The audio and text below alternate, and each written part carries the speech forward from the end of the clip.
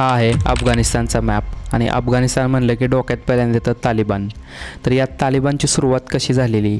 1971मध्ये communist back government आणि तिथला शेतकरी वर्ग यांच्यामध्ये जमिनीच्या वाटपावरून वाद चालू होते. आता कुणाला माहिती होतं की या वादाचं रूपांतर काही दिवसांनी एका सिव्हिल वॉरमध्ये होईल. लोकांनी हत्यारं उचलली, सरकारच्या विरोधात बंड केलं आणि इथूनच सुरुवात होते तालिबानची. तालिबान एवढं चर्चेत कधीच नव्हतं, पण काही वर्षानंतर होतो 9/11चा अटॅक आणि नाव येतं ओसामा बिन लादेनवर. आता तो अफगाणिस्तानमध्ये आहे म्हणून अमेरिका अफगाणिस्तानमध्ये इन्व्हेजन चालू करते आणि तालिबानचं जे करंटचं सरकार होतं ते उखडून बाहेर फेकून देते आणि अफगाणिस्तानमध्ये अमेरिकेची सत्ता येते. अमेरिकन सैन्याला 10 वर्ष झाल्यानंतर शेवटी 2021मध्ये डोनाल्ड ट्रम्प निर्णय घेतात की अमेरिकन सैन्याला आता माघारी बोलवायचं. जवळजवळ फक्त 6 दिवसामध्येच तालिबान परत एकदा अफगाणिस्तानची जी कॅपिटल आहे काबूल ती कॅप्चर करते आणि एक पुन्हा वेगळं अफगाणिस्तान आपल्याला बघायला भेटणार होतं. मीडिया बॅन, म्युझिक बॅन, महिलांचं शिक्षण ban. Welcome to new Afghanistan.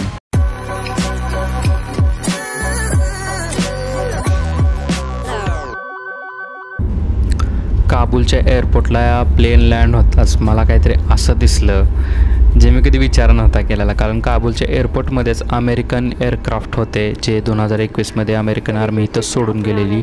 अजून पण बरेचसेच एअरप्लेन होते इथं. जाताना मला ही काहीतरी नानापेठेसारखं काहीतरी दिसलं मला इथं. त्याच्यानंतर मी हॉटेलला माझ्या गेलो. हॉटेलमध्ये एकदम पूर्ण चेकिंग होतं. मी त्यांना विचारलं की चेकिंग का चाललेलं आहे माझं, तर ते म्हणले तुम्ही बंदूक वगैरे तर नाही आणलेली का? बंदूकचं कल्चर अफगाणिस्तानमध्ये खूप नॉर्मल आहे, ते त्याच्यामध्ये चेकिंग करतात. तर नमस्कार मित्रांनो, स्वागत आहे तुमचं माझ्या नवीन ब्लॉगमध्ये. तर बऱ्यापैकी मिडल ईस्टच्या ज्या कंट्री होते त्या फिरून झाल्यानंतर आता म्हणलं की चला एखाद्या नवीन कंट्रीत जाऊया. आज मी ज्या कंट्रीत आहे त्या कंट्रीचं नाव आहे अफगाणिस्तान. अफगाणिस्तानच्या कॅपिटल सिटीमध्ये काबूलमध्ये आहे आता मी. तर अफगाणिस्तान म्हणलं की तुमच्या डोक्यात काय येतं? तालिबान. तर अफगाणिस्तान बऱ्याच देशांबरोबर बाउंड्री शेअर करतो. त्याच्यामध्ये पहिला देश आहे पाकिस्तान, इराण, तुर्कमेनिस्तान आणि उझबेकिस्तान. आता अफगाणिस्तानचं ऑफिशियल नाव आहे इस्लामिक रिपब्लिक ऑफ अफगाणिस्तान. हिस्ट्रीमध्ये गेला तर मंगोल लोकांनी अटॅक केला, त्याच्यानंतर सोव्हिएत युनियन म्हणजे आताचा जो रशिया आहे त्यांनी अटॅक केला आणि 2001 मध्ये अमेरिकेने ते इन्व्हेजन केलं, पण यांच्यामधलं कोणच टिकलं नाही. तर काही केसेसमध्ये अफगाणिस्तानला ग्रेव यार्ड ऑफ एम्पायर असं म्हटलं जातं, की जगातल्या जेवढ्या जेवढ्या सुपर पॉवर आल्या त्यांना इथं गाडलं गेलेलं आहे. मराठीत बोलायचं गेलं तर थोडक्यात, तर यांना कोणच कॉन्कर करू शकलं नाही. अफगाणिस्तानला कुणीही जिंकलं नाही शकलं, कारण त्यांची जिओग्राफी तशी आहे. एकदम पहाड आहेत पूर्णपणे. पहाडाच्या म्हणजे आपण जे डोंगरदऱ्या म्हणतो त्यांच्यामध्ये बसलेलं हे एक कंट्री आहे. आता पण मी माझ्या हॉटेलमध्ये आहे, तुम्ही बघू शकता इथून तुम्हाला दिसत असेल मोठे पहाड आहेत ह्या बाजूला आणि पहाडीमध्ये पण घर बांधलेले आहेत लोकांनी, तिथेही लोक राहतात. आणि इकडून मागच्या बाजूला तुम्हाला अजून दिसत असेल पूर्णपणे तर बर्फाचा एक डोंगर पण दिसतोय. जस्ट लाईक तुम्ही कधी लेहला गेला तर लेह सारखाच इलाका आहे. इथं खूप सारी झाड आहेत तिथं. मेन म्हणजे एखाद्या कॅपिटल सिटीमध्ये आपण गेलो तर एवढी मला तर कुठं झाडं दिसत नाही. ती प्रत्येक ठिकाणी ही सगळी अशा प्रकारची झाड आहे ती. तर आता अफगाणिस्तानला यायसाठी विजा लागतो. इंडियासाठी काही विजा फ्री नाहीये, पण मला वाटतंय की लवकरच ते विजा फ्री करतील. तालिबानचा गव्हर्नमेंट आहे, लोक हॅपी आहेत की नाही तो भाग नाहीये, पण तालिबानचा गव्हर्नमेंट आपल्या इंडियन गव्हर्नमेंटबद्दल पण त्याचे रिलेशन चांगले आहेत. इंडियन एम्बेसी इथं नाहीये. जसं तालिबानचं गव्हर्नमेंट इथं परत एकदा सत्तेमध्ये आलं तेव्हा बऱ्यापैकी सगळ्या देशांनी त्यांच्या कॉन्सुलेट जे म्हणजे एम्बेसी असतात त्या बंद केलेल्या. आपली सुद्धा इथे एम्बेसी आहे काबूलमध्ये, पण सध्याच्याला ते ऑपरेशनल नाहीये, त्यामुळं विजा किंवा कुठलीही प्रोसेसिंग इथं होत नाही. सपोज आता इथं जर काही इश्यू झाला किंवा काय प्रॉब्लेम झाला तर मला एम्बेसीची मदत भेटू शकत नाही, पण इराण आणि उझबेकिस्तानमध्ये आपल्या एम्बेसी आहे तर तिथून मला मदत भेटू शकते. आता दुसरा रूल इथं असा आहे की तालिबानचं असं म्हणणं आहे की जे बाहेरच्या देशातून जे लोक टुरिझमसाठी येतात इथं, तर त्यांची काळजी घेणं आमचं पहिलं काम आहे. तर त्याच्यासाठी तुम्हाला इथे येण्यासाठी इन्व्हिटेशन लागतं इथल्या ऑथोराइज टूर एजन्सी पासून. ते इन्व्हिटेशन लेटर असेल तर तुम्ही इथे येऊ शकता, अदरवाईज तुम्हाला एंट्री दिली जात नाही, कारण तुम्हाला एअरपोर्टवर तुमच्याकडनं सगळे फॉर्म वगैरे सगळं फिलअप करून घेतलं जातात. कुणाकडे राहणार आहे तुम्ही, कुठं कुठं जाणार आहे. त्याच्यानंतर तुमचा टूर एजंट तुमचा ट्रॅव्हल परमिट करतो. विदाउट ट्रॅव्हल परमिट तुम्ही अफगाणिस्तानमध्ये फिरू शकत नाही. आता याचं रिझन असं आहे की उद्या त्या ट्रॅव्हलर बरोबर काय झालं, सपोज काय घडलं, किडनॅप झालं किंवा अजून काही जरी झालं त्याच्यासोबत, तरी गव्हर्नमेंट टू गव्हर्नमेंट जबाबदारी बनते. त्यामुळं एक मिनिस्ट्रीमध्ये ह्यांची एक टुरिझम इंडस्ट्री आहे, इंटेरियर डिपार्टमेंट बोलतात त्याला, इंटेरियर मिनिस्ट्री बोलतात. तर तिथं जाऊन तुम्हाला रजिस्ट्रेशन करावं लागतं. ते तुमचं टूर गाईड सगळं करतो आणि टूर गाईड तुमची एक प्रकारे गॅरंटी घेतो की हा बाबा हा टुरिस्ट एवढे दिवस माझ्याबरोबर आहे, इकडे इकडे फिरणार आहे आणि ह्या दिवशी आपला देश सोडून जाणार आहे. तर देशाला इथं जर एखाद्या फॉरेन टुरिस्टला काय झालं सपोज, तर देशाची बदनामी होऊ नये आणि जे फॉरेन टुरिस्ट येत आहेत, टुरिझम इथं एवढं नाहीये. देश खूप छान आहे, कल्चर आहे, नेचर आहे, जेवण. आता जेवणाचा इन्फ्लुएन्स म्हणाल तर तुम्ही सेम इंडियामध्ये आपल्यासारखं जेवण मिळतं तसंच जेवण आहे. रात्री मी एका हॉटेलमध्ये जेवायला गेलेलो, तिथं हैदराबादी बिर्याणी, चिकन टिक्का बिर्याणी, इव्हन व्हेज सुद्धा भेटतं. आता इथं बऱ्यापैकी लँग्वेज म्हणजे पश्तो बोलली जाते, इथं अरेबिक नाही बोलली जात, पश्तो लँग्वेज आहे इथं, की थोडे थोडे सेम हिंदीसारखे शब्द आहेत. आता इथल्या सगळ्या लोकांना हिंदी समजते, पण काही लोकांना बोलता येत नाही. काही लोक हिंदीमध्ये बोलतात, उर्दूही बोलतात, कारण पाकिस्तान यांचा शेजारचा देश आहे, त्यामुळं उर्दूचा पण इन्फ्लुएन्स आहे इथं. आता जे आपण टीव्हीवर न्यूजवर बघतो की तालिबानच्या गव्हर्नमेंटमध्ये मुलींना शिक्षण दिलं जात नाही किंवा अजून, तर ऍक्च्युली थोडंफार खरं पण आहे, नाही असं नाही. शिक्षण दिलं जात नाही, जास्त करून रिलिजियस शिक्षण दिलं जातं.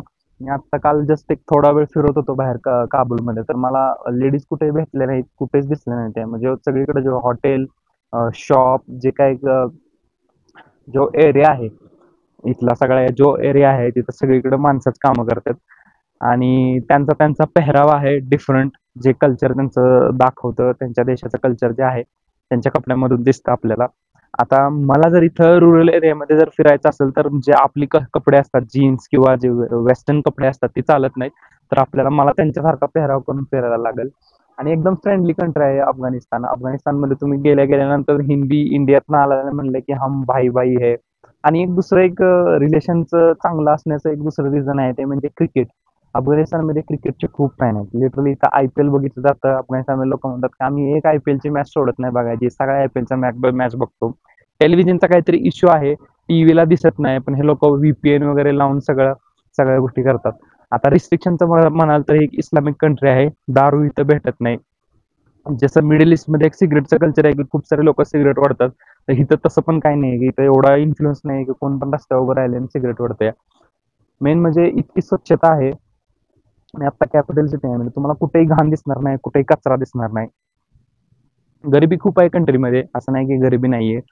लाईटीचा प्रॉब्लेम असतो, लाईट आधी मध्ये ये जा करत असते, बऱ्यापैकी लोक जनरेटरवर आहेत.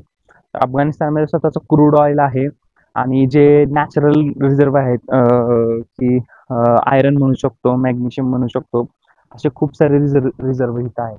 आता सध्या त्याला तालिबानच्या गव्हर्नमेंटच्या अंडर तालिबान इन्फ्रास्ट्रक्चरचे बनवत आहे, म्हणजे जिथं कनेक्टिव्हिटी कमी आहे. म्हणजे आता इथून एक शहर आहे कांदाहार, जे 1990च्या दरम्यान जेव्हा अटल बिहारी वाजपेयी यांचं सरकार होतं, तेव्हा कांदाहारमध्ये आपलं पाकिस्तानचे काही आतंकवादी सोडण्यासाठी कांदाहारचं प्लेन हायजॅक, दिल्लीवरनं प्लेन हायजॅक करून ते कांदाहारला उतरवण्यात आलं होतं.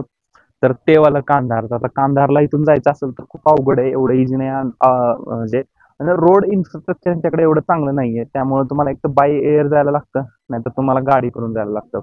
मेन मुद्दा असा आहे की म्हणजे मी सेफ फील करतो इथं, मला असं काय वाटलं नाही.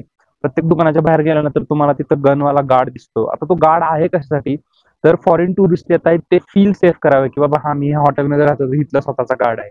इथं कुठलीही आतंकवादी संघटना आता एक्झिस्ट करत नाही. जे आहे ते अल-कायदा किंवा ISIS जे खुरासन प्रोव्हिन्समध्ये आहे ते पण आहे, ते पण एकदम लिटल, म्हणजे एकदम छोट्या प्रमाणामध्ये आहे. त्यामुळं सेफ्टीचा काही इश्यू नाहीये इथं असंच एवढा. काबूलचं एअरपोर्ट एकदम छोटस आहे. काल काबूलचं एअरपोर्ट बघितलं, खूप ग्रीटिंग होते सगळे, काही प्रॉब्लेम. ये भी जो मैंने बताया था ना कि अफगानी सब समझते हैं लेकिन बोल नहीं सकते। बस ये भी अभी यही कह रहे हैं। फिट या थोडा लूज। मी आता आलोय अफगाणिस्तानच्या बर्ड स्ट्रीटमध्ये. तर इथं सगळे बर्ड भेटतात, खूप फेमस मार्केट आहे अफगाणिस्तानमधलं. बघूया इथं काय भेटतं आपल्याला. बर्ड तुम्हाला दिसत असतील, ससे आहेत इथं.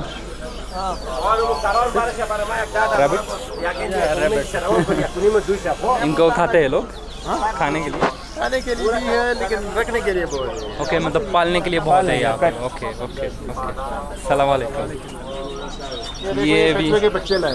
ओके, हे कासवाची पिल्ल आहे ती, अयो किती क्यूट आहे ती. हे पाळायला नाही ना, हे संभालने के लिए नहीं लेंगे, पेट as a pet. As a पेट नाही लेंगे. ॲज अ पेट म्हणून नेतात ते. किती छोटी छोटी पिल्लं आहे ती बघा इथं, लई छोटी छोटी आहे ती. ओके, उन्हातच ठेवलं आहे त्यांना पण. ओके, ह्या कबूतर, हे कबूतर आहे तिथं.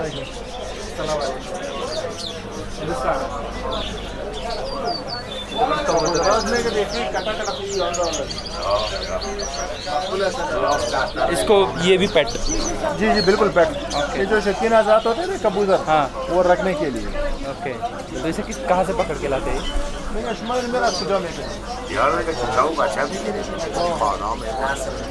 ये ब्रीड करवाते हैं इधर. ओके, ये पालते हैं, ह्यांचे स्वतः बड़ा- सिस्टम आहे ब्रीड करायची, ब्रीडिंग करतात ते.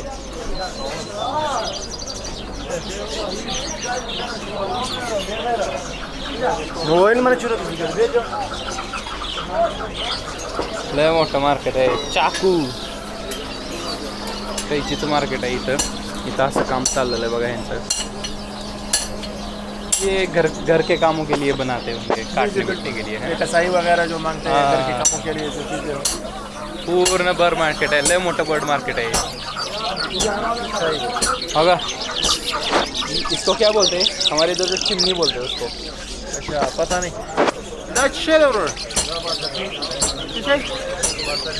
बाल सफेद होतं. बघा, भारतामध्ये एवढं टावर लावले, ते टावर गायब होऊन हे अफगाणिस्तानला आले, कारण अफगाणिस्तानमध्ये टावर नाही आहेत. बघा, हे सेम आपल्या इकडे चिमणी भेटते, ती चिमणी आहे.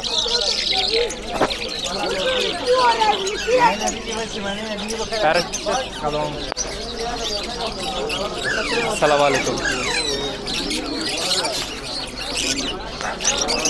ये भी ब्रीड करवाए हैं ना, ब्रीड करवाए. ये छोटे छोटे बच्चे हैं अभी. आप कौन सा मुल्क वाले? हिंदुस्तान. अच्छा हिंदुस्तान. मुस्लिम है गैर मुस्लिम है? गैर मुस्लिम. गैर मुस्लिम है. यार सब मेरे तो भाई है, कुछ नहीं हुआ. कुछ नहीं है, हम सब भाई है, सब भाई है, हम भाई है. अफगानिस्तान भाई है. ये आएगा मेरे. हाँ कम ही सीधे जरा जाना. चलो बैठ गया.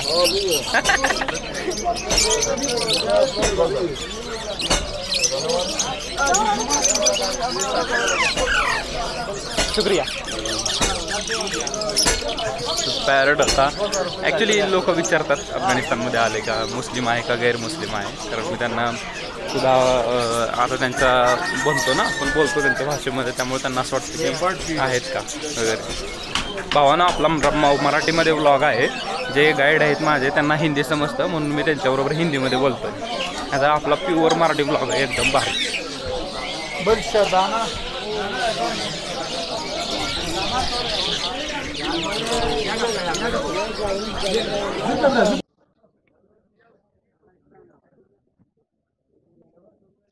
बहुत खतरनाक है.